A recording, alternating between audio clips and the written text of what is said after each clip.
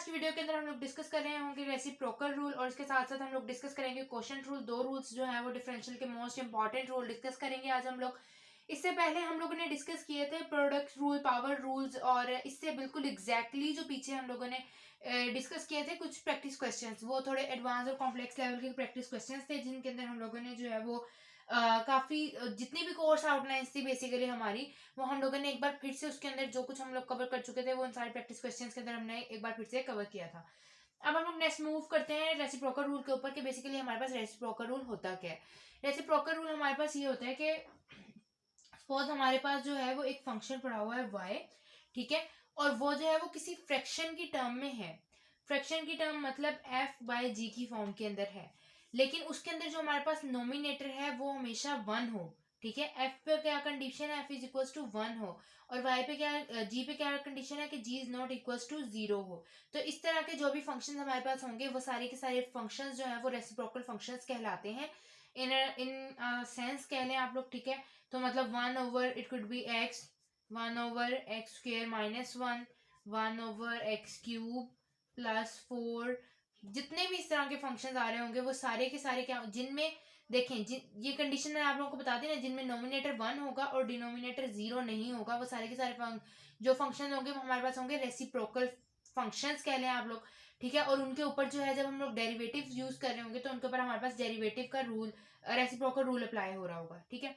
तो हम लोगों ने ये तो डिस्कस कर लिया कि किस टाइप के फंक्शन के लिए जो है वो हम लोग रेसिप्रोकल रूल यूज करते हैं। लेकिन आप लोगों के जहन में एक क्वेश्चन आ रहा होगा इससे पहले कि आप लोग ये सीखेंगे रेसिप्रोकल रूल होता क्या है, कि ये वाले जितने भी क्वेश्चंस हैं इनको हम लोग यूं भी तो सॉल्व करके कर ही सकते थे। मतलब इनके ऊपर हम लोग लगाते हैं पावर रूल जो कि हमने पहले सीखा हुआ है, और उसके बाद जो है वो हम लोग आराम से मतलब पावर रूल लगा के इनको सॉल्व कर सकते थे। तो आप लोगों का ये जो डाउट है ये बिल्कुल ठीक डाउट है, ठीक है। आप लोग इसको जो है वो पावर रूल लगा के सॉल्व कर सकते हैं, कोई मसला नहीं है। लेकिन समटाइम्स ऐसे होता है, देखें अब आप लोगों को ये जो है ना, ये होता है रेसिप्रोकल रूल जो है वो पावर रूल की तरह ही एक्ट करता है। मतलब हम लोग सेम तरह के, जिस तरह हम लोग पावर रूल के अंदर यूज कर रहे होते हैं, फंक्शंस ले रहे होते हैं, सेम उसी तरह रेसिप्रोकल रूल के अंदर फंक्शन ले रहे होते हैं। लेकिन अब इसके अंदर डिफरेंस कहाँ आ जाता है, डिफरेंस यहाँ पे आ जाता है कि रेसिप्रोकल रूल जो है वो थोड़ा ज्यादा स्पेसिफिक है हमारे पास। स्पेसिफिक किस सेंस के अंदर है कि हमारे पास इसके ऊपर दो कंडीशंस अप्लाई होती हैं। मतलब पावर रूल तो इस तरह से भी लग सकता है ना कि x² + 1 है तो इसके ऊपर पावर रूल लगाओ, लेकिन रेसिप्रोकल रूल इस पे लग सकता है, नहीं लग सकता। क्यों? क्योंकि इसके अंदर कंडीशन क्या है कि ये जो है वो फ्रैक्शन की फॉर्म के अंदर होना चाहिए।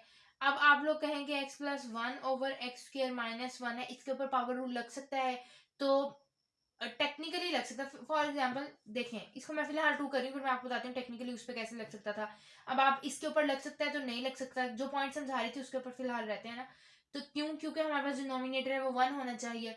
अब आप लोग मुझे कहेंगे x+2 के ऊपर लग सकता है तो नहीं लग सकता। क्यों? क्योंकि इसके अंदर जो है x+2/0 के ऊपर लग सकता है तो नहीं लग सकता। क्यों? क्योंकि इसके अंदर जो हमारे पास g(x) का फंक्शन पड़ा है वो 0 है, ठीक है। ये तो वैसे ही अनडिफाइन हो जाता है ना, तो ये तो केस हम लोग डिस्कस ही नहीं करते। अच्छा, वो जो क्वेश्चन था मैंने लिखा था x+1/(x²) -1 जो है, इसके ऊपर रेसिप्रोकल रूल लग सकते हैं। क्यों? किस तरह से लग सकता है, x+1/(x+1) ये मैंने इसका जो फॉर्मूला है उसको एक्सपेंड किया, ये इससे कैंसिल, तो ये आया 1/(x−1). तो इसके ऊपर जो है वो हमारे पास क्या है, रेसिप्रोकल रूल लगेगा। क्यों? क्योंकि पहली कंडीशन के नॉमिनेटर 1 होना चाहिए, सेटिस्फाइड। सबसे पहली कंडीशन के फ्रैक्शन होनी चाहिए, सेटिस्फाइड है। नॉमिनेटर 1 होना चाहिए, सेटिस्फाइड। डिनोमिनेटर 0 नहीं होना चाहिए, सेटिस्फाइड। तो इस पे रेसिप्रोकल रूल लग गया, ठीक है। अब हम लोग डिस्कस करते हैं। मैं आप लोगों को जनरली ये बताऊंगी कि हम लोगों ने रेसिप्रोकल रूल पढ़ने की जरूरत क्यों पेश आई, पावर रूल पे हम लोगों ने क्यों काम नहीं किया। तो पावर रूल जाहिर है, मैं आपको ये बात पहले बहुत क्लियर कर दूं कि जो हमारे पास पावर रूल है वो रेसिप्रोकल के हर फंक्शन के ऊपर लगेगा। जो पावर है वो रेसिप्रोकल के सारे के ऊपर, रेसिप्रोकल के सारों के ऊपर लग रहा होगा। लेकिन उल्टा केस नहीं हो रहा होगा, रेसिप्रोकल के सारे फंक्शंस पे जो हमारे पास पावर रूल के सारे फंक्शन है उन पे रेसिप्रोकल रूल नहीं लग रहा होगा, ठीक है। ये बात बहुत सिंपल सी है यार, देखो ना, मुझे पता चल रहा है कि आप लोगों को समझ नहीं आ रही। सिंपल बात है कि हमारे पास पावर रूल जो है उसके ऊपर, पावर रूल से जितनी भी पावर्स हमारे पास आ रही होंगी सारी की सारी सॉल्व हो रही होंगी, ठीक है। लेकिन रेसिप्रोकल के अंदर हमारे पास कुछ कंडीशंस आ गई हैं जिसकी वजह से पावर रूल के जितने भी फंक्शन हमारे पास आ रहे होंगे वो सारे के सारे रेसिप्रोकल फॉर्मूला से सॉल्व नहीं हो रहे होंगे। फॉर एग्जांपल अगर मैं आपको पावर रूल का एक फॉर्म दे देती हूँ, जिससे मैंने वो पहले x² + 1 दिया था, तो ये आप रेसिप्रोकल रूल से सॉल्व नहीं कर सकते। या आप इसका जब आप लोग इसके देखेंगे ना, फॉर्मूलाज देखेंगे, तब आपको इसके आइडिया हो जाएगा कि ये हम लोग जो है वो क्यों यूज नहीं कर सकते। ठीक है, हम देखें रेसिप्रोकल रूल के लिए जो है फॉर्मूला सबसे पहले देख लेते हैं। देखिए 1/, ऑब्वियसली आपके पास इसके अंदर, अब देखें वो जो मैंने f लिखा था, जब उसने हमेशा रहना ही 1 है, ठीक है, तो वो हुआ हमारे पास कांस्टेंट हुआ, तो वो कांस्टेंट फंक्शन है, तो उसको मैं लिखूंगी ही 1 ऑब्वियसली। हमारे पास एक फंक्शन है, ठीक है। अब मैं क्या है कि आप लोगों ने जब भी इसका डेरिवेटिव लेना है ना, तो आपने ऊपर पहले सबसे पहले माइनस का साइन लगाना है, ऊपर इस फंक्शन का डेरिवेटिव लेना है, नीचे इसका स्क्वायर ले लेना है। ठीक है, ये सिंपल, ये एक फॉर्मूला है, सही। अब आप लोगों को मैं बताती हूँ कि हम लोग पावर रूल क्यों नहीं यूज करते। फॉर एग्जाम्पल आपके पास एक फंक्शन पड़ा हुआ है y = x² + 1 आपके पास एक फंक्शन पड़ा हुआ है। अब इस फॉर्मूले से आप लोग क्या करेंगे, आप लोग जो है वो x² + 1 का स्क्वायर लेंगे, डायरेक्ट लिख देंगे, यहाँ पे -2x लिख देंगे, सही है। तो आपके पास जो है ये इस फंक्शन का डेरिवेटिव आ गया एज इट इज। लेकिन पावर रूल के अंदर क्या करेंगे, सबसे पहले आप इसको ऊपर लेके जाएंगे, ठीक है, फिर आप जो है इसका डेरिवेटिव लेंगे, तो इसके ऊपर डेरिवेटिव अप्लाई करेंगे, फिर उसके बाद जो है आप पावर में से एक माइनस करेंगे। नेक्स्ट आप लोग इसके फंक्शन की का अलग से डेरिवेटिव लेंगे, सही, फिर वो आएगा -1 x² + 1 - 2 और ये आ जाएगा 2x। ठीक है, फिर उसके बाद ये जो आप ऊपर लेकर आए थे, इसको ऑब्वियसली आप एक लाकर नीचे भी लेके जाएंगे। ठीक है, अब आप इसको नीचे ले गए, तो अब आप देखें कि ये जब मैंने ये प्रॉपर मेथड से किया है, ठीक है, चले ये वाला स्टेप हम लोग काउंट नहीं करेंगे, ये एक्स्ट्रा ही हो गया। देखें, ये आपके पास क्वेश्चन था, या आपने इसको डायरेक्ट किया, एक स्टेप के अंदर आपका क्वेश्चन सॉल्व हो गया। यहाँ पर 1 2 3 4 स्टेप्स के अंदर आपका क्वेश्चन सॉल्व हुआ। तो हम लोग जो है ना रेसिप्रोकल रूल जो है वो स्टेप रिडक्शन के लिए या टाइम रिडक्शन के लिए यूज करते हैं। ठीक है, जब आप लोग नेट के एमटीकेट कह रही हूँ, नेट के ईकेट के यूईटी के टेस्ट वगैरह दे रहे होंगे, ठीक है, नेस्ट के, तो उसके अंदर आप लोगों के लिए रेसिप्रोकल रूल बहुत ज़्यादा हेल्पफुल होगा, क्योंकि वहाँ पर आप लोगों के पास टाइम नहीं होता कि आप लोग बैठ के एक एक स्टेप करें, और काफ़ी जो बच्चे हैं उनका माइंड इतना तेज़ नहीं होता कि वो माइंड में कैलकुलेशंस कर सकें, या फिर स्टेप्स छोड़ के, कुछ बच्चे इस तरह होते हैं जिन्हें एक एक स्टेप सॉल्व करके देखना पड़ता है, तो उनके लिए फिर इस तरह के फॉर्मूलाज जो हैं वो इजी रहते हैं। रेसिप्रोकल रूल मैंने आप लोगों को पहले भी बताया कि सेम पावर रूल की तरह है, बस थोड़ा ज़्यादा स्पेसिफिक है। ठीक है, तो पावर वो वाली बात चले हम छोड़ दें, तो क्या कही थी कि थोड़ा स्पेसिफिक है। ठीक है, तो है सेम वही चीज से आप उससे कर लें या इससे क्वेश्चंस कर लें, कोई फर्क नहीं पड़ता। ठीक है, लेकिन हाँ ये है कि ये थोड़ा सा आप लोगों के टाइम के हिसाब से, टाइम मैनेजमेंट के हिसाब से अच्छा रह जाता है, और आगे जाके काफी बड़े बड़े फंक्शंस भी आ रहे होते हैं, तो उनके लिए भी बेटर रह जाता है कि आप इनको सॉल्व कर लें। इसके बाद जो है वो अब हम लोग डिस्कस करेंगे क्वोशंट रूल, कि हमारे पास क्वोशंट रूल क्या होता है। तो क्वोशंट रूल बेसिकली हमारे पास जो है सेम वही बात के क्वोशंट रूल से ही आपको मेंशन हो रहा होगा कि हमारे पास फ्रैक्शन टाइप फंक्शंस के लिए यूज होता है। अब इसके ऊपर जो है वो सिर्फ एक कंडीशन लगती है कि हमारा जो नीचे है वो जीरो नहीं होना चाहिए, मतलब हमारी जो टर्म है पूरी की पूरी y वो अनडिफाइंड नहीं होना चाहिए। ये वो केस है जिसको हम कभी डिस्कस नहीं करते, क्योंकि ये एग्जिस्ट ही नहीं करता। मतलब एक अनडिफाइंड चीज को क्या, उस पर क्या डिस्कशन करें हम लोग, जो चीज है ही नहीं उस पर क्या डिस्कशन ना। ठीक है, तो अब देखें, अब यहाँ पर हमारे पास जो है आपको पता चल गया पावर रूल के थ्रू आप लोग फ्रैक्शन के फंक्शन सॉल्व कर सकते हैं। ठीक है, आप लोगों के पास रेसिप्रोकल रूल भी आ गया, उस पर भी आप कर सकते हैं। ठीक है, अब यहाँ पर हमारे पास क्या है कि आपके पास ऑब्वियसली पावर रूल जो है वो हमारे पास एक बहुत बहुत अच्छा रूल है। उसके अंदर जो है वो हमारे तकरीबन सारे के सारे डेरिवेटिव्स की जो रूल्स होते हैं ना, वो सारे के सारे कवर हो जाते हैं। लेकिन अब हम लोगों ने थोड़ा प्रोफेशनलिज्म की तरफ जाना है, थोड़ा टाइम कंज्यूमिंग जो चीज़ें जो पावर रूल की वजह से हमारी ये पास जो डेरिवेटिव्स लेने में टाइम कंज्यूम होता है उसको थोड़ा कम करना है। देखें, आगे जाके जब आप लोग प्रोग्रामर्स बनेंगे या इंजीनियर्स बनेंगे, तो आप लोगों को आइडिया होगा कि हमारे पास जो स्पेस होती है और जो टाइम कॉम्प्लेक्सिटी की टर्म्स, ये दो टर्म्स हैं जो डिस्कस की जाती हैं प्रोग्रामिंग में भी और आगे हर इंजीनियरिंग में डिस्कस की जाती हैं, जिनके अंदर हम लोग केसेस देख रहे होते हैं, best case scenario, worst case scenario. Life में भी बेस्ट और वर्स्ट केस सिनेरियो इंसान को डिस्कस देख के डिसीजंस ले लेने चाहिए, बेस्ट अप्रोच होती है। फिलहाल जो है वो हम लाइफ से हट के डेरिवेटिव्स पे ही रहते हैं। तो मैं आपको बताई थी कि स्पेस और टाइम कॉम्प्लेक्सिटी से रिलेटेड जो चीज़ें होती हैं ना, ये बहुत ज़्यादा मैटर कर रही होती हैं। तो प्रोफेशनलिज्म ये होता है, या प्रोफेशनलिस्ट के लिए जो चीज़ मैटर करती है वो ये होती है कि आप लोग जो है वो कितना कम से कम टाइम यूज़ कर रहे हैं और कितने कम से कम स्पेस कंज्यूम कर रहे हैं। तो जो उन्होंने आगे से आगे पावर रूल से कुछ रूल्स को डिराइव किया, जिनको ज़्यादा स्पेसिफिक बनाया, वो सिर्फ इसीलिए ही किया था ताकि आप लोगों का जो है वो टाइम बच सके। ठीक है, अब हम लोग देखते हैं कि मैंने आप लोगों को बताया कि जहां पे फ्रैक्शन होगी ना वहां पे क्वोशिएंट रूल लग जाएगा। इवन दो के हमारे पास जो रेसिप्रोकल रूल के फंक्शन आए थे ना वहां पे भी लग जाएगा। अब ये भी एक बहुत बड़ी टर्म आ गई। ठीक है, इसके लिए हम लोगों को क्या करना है, हमें नीचे वाले का स्क्वायर लेना है।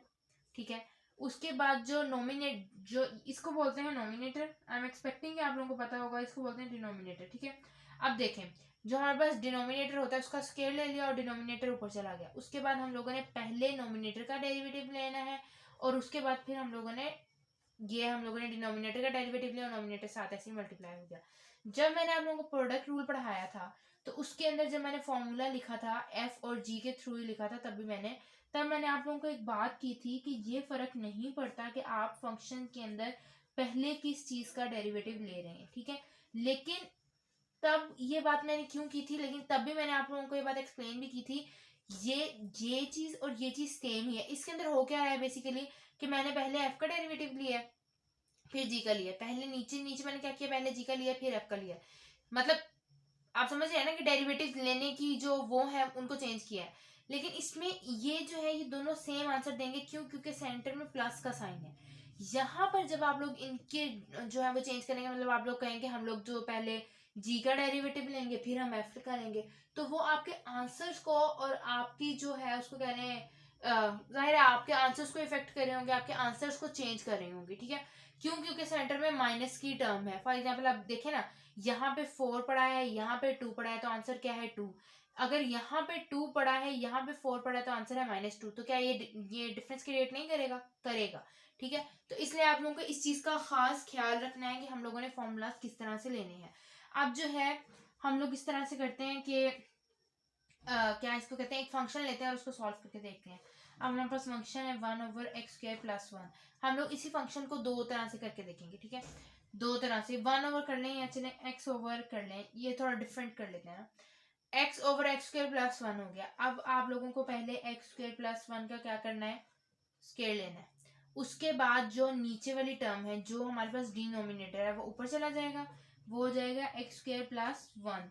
फिर आएगा d/d(x) इंटू एक्स का डेरिवेटिव, मतलब f वाली टर्म का डेरिवेटिव, ये f ये g। ठीक है, माइनस, अब हमारे पास क्या होगा, x एज इट इज, मतलब f वाला function as it is, d/d(x) x² + 1। अब ये डिनोमिनेटर की टर्म आ गई। अब हम इसको अगर मजीद सॉल्व करें, ये ऐसे x² + 1 बनेगा हमारे पास, माइनस x इंटू, ये आपको पता है इसका आंसर आएगा 2x/x² + 1 का स्क्वायर। ठीक है, इसके बाद हमारे पास किस तरह से फॉर्म आ जाएगी, x² + 1 minus x -2x² /x² + 1। अगर मैं इसको मजीद सिंप्लीफाई करना चाहूँ तो मैं इसको किस तरह से करूँगी कि ये हो जाएगा हमारे पास x² -x² +1/x² + 1। यहाँ पे मैं स्क्वायर मिस कर दिया मैंने, यहाँ भी स्क्वायर आएगा और इसका भी होल का स्क्वायर आएगा। राइट, तो ये आपके पास जो है वो कुछ इस तरह से आंसर आ रहा है। अब हम लोग जो है वो नेक्स्ट डिस्कस करते हैं कि हमारे पास जो है अभी इसकी यही जो हमारे पास क्वेश्चन है इसको हम पावर रूल से सॉल्व करके देखते हैं। पहले हम लोग इसके स्टेप्स काउंट कर लेते हैं।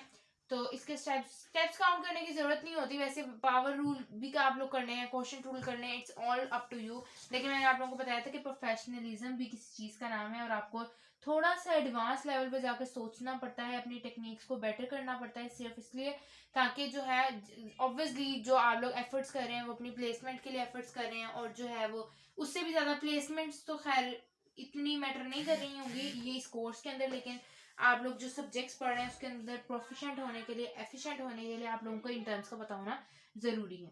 अब हम लोग अगर इसके ऊपर पावर रूल लगाएं तो देखें, सबसे पहले x² + 1 - 1, राइट, दो फंक्शंस आ गए हमारे पास, सही है।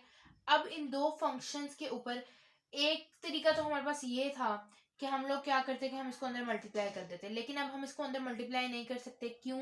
क्योंकि ये वाली टर्म इसकी पावर चेंज है, इसकी पावर चेंज है।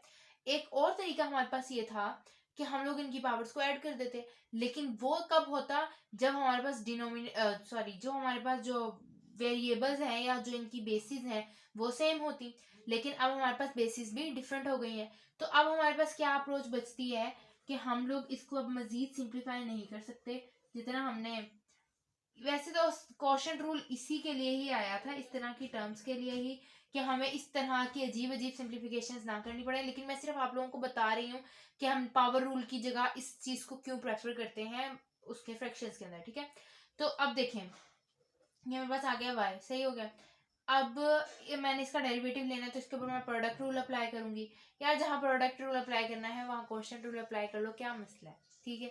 लेकिन चलो अब देख लेते हैं कि अब हम लोगों ने जो प्रोडक्ट रूल अप्लाई करना है वो किस तरह से करना है। पहले आ जाएगा इस फंक्शन का डेरिवेटिव, फिर आ जाएगा इस फंक्शन का डेरिवेटिव। सही, एम ही खपा रहे हो मुझे भी। देखो अब हमारे पास पहला फंक्शन पड़ा हुआ है, पहला फंक्शन एज इट इज। अब दूसरे फंक्शन का हम लोगों को क्या लेना है, डेरिवेटिव लेना है, एक्स स्क्वायर प्लस 1 माइनस 1। सही है। अब दूसरा क्या है, दूसरा जो है अब हम लोगों को ये वाली टर्म एज इट इज लेनी है और दूसरे फंक्शन का डेरिवेटिव लेना है, या पहले फंक्शन या जो भी आप इसको कह लो, मर्जी आपकी। अब देखो ये आ जाएगा एक्स एज इट इज, ये -1 है तो -1 बाहर, फंक्शन प्लस 1 -2 फंक्शन के अलावा वाले का डेरिवेटिव प्लस, अब ये जो है ये क्या हो जाएगा, एक्स स्क्वायर प्लस 1 माइनस 1। सही। अब देखो ये हमारे पास क्या बना, x2 एक्स स्क्वायर बन जाएगा ये हमारे पास माइनस, ठीक है। अब ये हमारे पास क्या हो गया, एक्स स्क्वायर प्लस 1 माइनस 2, ठीक है।